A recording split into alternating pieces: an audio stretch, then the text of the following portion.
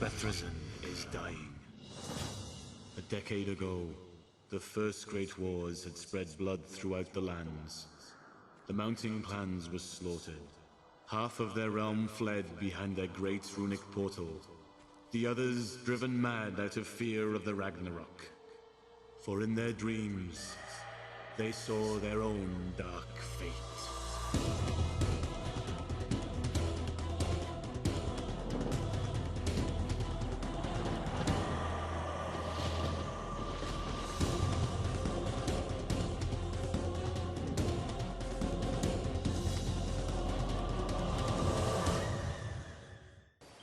Fantasy games are a dime a dozen on the PC. Lots and lots of games have dragons and wizards with pointy hats and undead skeletons and things like that in them, but very few of these games actually manage to have a fantasy setting that's memorable, interesting, and attractive, and, you know, really inspired. And Disciples 2 is such a game. If nothing else, this game really has some impressive visuals to it. It's got a lot that pulls you in right from the start. It's a turn-based strategy game that's the sequel to a 1999 game that's actually very similar. It became sort of a sleeper hit. People didn't really know what to expect from it when it came out back in '99, but it turned out to be this very, very refined, very sort of distilled game about strategy and tactics. So the sequel is actually quite similar to its predecessor in almost every way, besides the very obvious fact that all of the graphics and all of the sound have been redone and are all quite impressive. They really speak for themselves. As to the gameplay, there are some meaningful and very important changes, but they don't really sound like that much offhand. The game is still all about exploring large, open-ended scenarios and maps with groups of heroes. The scenarios aren't necessarily just about defeating all the enemies. The goal might be to find a particular objective or to actually claim enough territory on the map so that you win. As each day or each turn in the game passes, the land surrounding your castle expands. There are 4 different factions in the game. There's the Empire, which is a human faction. These are powerful knights and experienced wizards and stuff like that. There's a dwarven faction called the Mountain Clans. These are old and powerful dwarves. There's the Undead Hordes, which are undead creatures, all brought back to life by their evil queen. And there's the Legions of the Damned, which are demons straight out of hell. So you'll see the corresponding land surrounding the territory of any of these factions. There's like lush meadows for the Empire and charred and molten land around the Legions of the Damned. And as you take over enemy territory, it changes to your color, and any resources such as mana that you use for casting spells or gold that you use for buying new structures, that'll go into your reserves and will help you as you try to claim the land. Each of the 4 factions has its own saga or campaign. That's a series of linked scenarios that tells the story of that particular faction.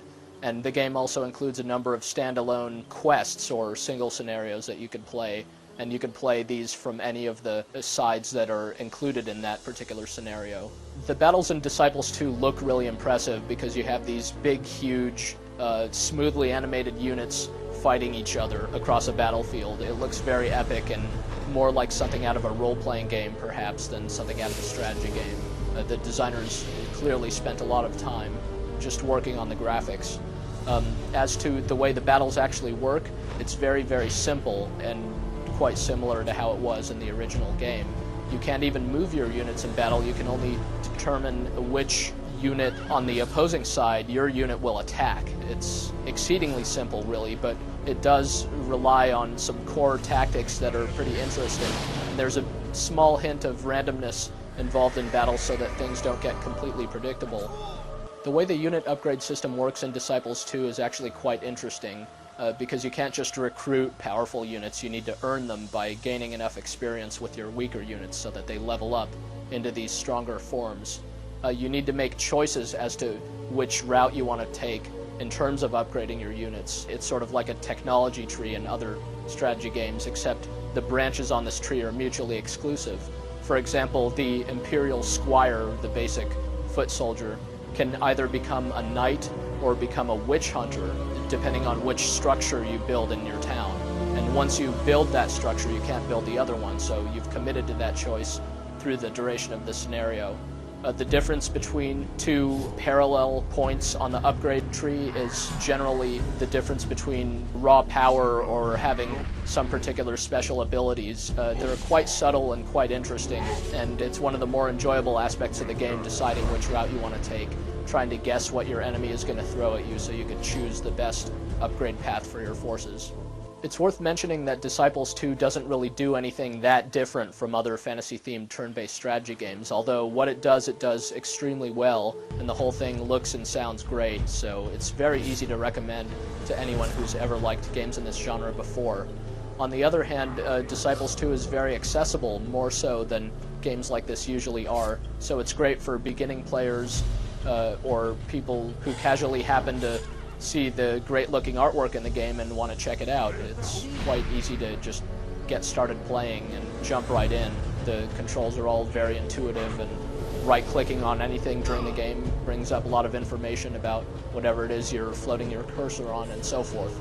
So Disciples 2 was a long time in the making, and it's not vastly different from its predecessor, but that's a good thing since its predecessor was a great game, and this one really is even better because the new things it brings to the table aren't drastically different, but they do refine the entire formula. They make the game more interesting and more challenging without really deviating from what was great about the original to begin with. So pretty much to anyone who's ever liked turn-based strategy or the idea of it, go right ahead and jump on into Disciples 2. You'll undoubtedly enjoy it.